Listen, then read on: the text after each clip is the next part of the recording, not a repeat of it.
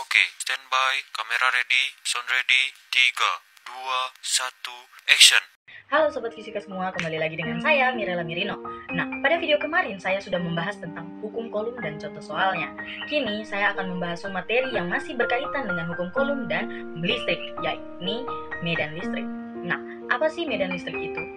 Ya, medan listrik sendiri adalah efek atau pengaruh muatan listrik pada suatu benda atau material, di mana akan tarik-menarik dan akan mengalir muatan positif atau proton ke muatan negatif atau elektron. Dengan demikian, kita dapat menentukan kuat medan listrik pada benda dengan menggunakan rumus di atas ini. Nah, dari rumus tersebut kita dapat menggunakannya untuk mencari kuat medan listrik pada soal berikut ini.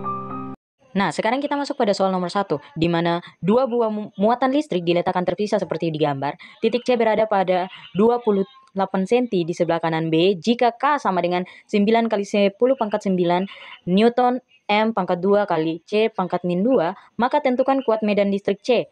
Dari soal itu kita dapat mengetahui bahwa Ki A sama dengan 300 mikrokolom diubah menjadi 3 kali 10 pangkat min 4 kolom. Ki B sama dengan 600 mikrokolom menjadi 6 kali 10 pangkat min 4 kolom. Ra sama dengan 38 cm diubah ke meter jadi 0,38. Rb sama dengan 28 cm diubah ke meter menjadi 0,28 meter. Dan ditanya kuat medan listrik pada titik C. Sehingga rumus yang digunakan adalah EC sama dengan EA ditambah EB. Sama dengan K dikali Ki A per Ki A pangkat 2 ditambah K kali Ki B per RB pangkat 2. Kemudian kita memasukkan nilai-nilai yang sudah diketahui dan hasil yang saya dapat adalah 8,75757 kali 10 pangkat 7 Newton per kolom. Kemudian kita akan masuk pada soal nomor 2, di mana dua muatan terpisah pada jarak 6 cm seperti pada gambar. Pada gambar kuat medan listrik yang bernilai 0 terletak di bagian mana?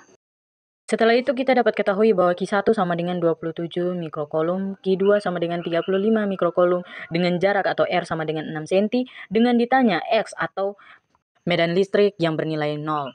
Dari soal, karena kedua muatan tersebut sama, maka medan listrik yang bernilai 0 terletak di antara kedua muatan tersebut. Sehingga kita dapat menuliskan bahwa E0 sama dengan 0, di mana E1 kurang E2 sama dengan 0, E1 sama dengan E2.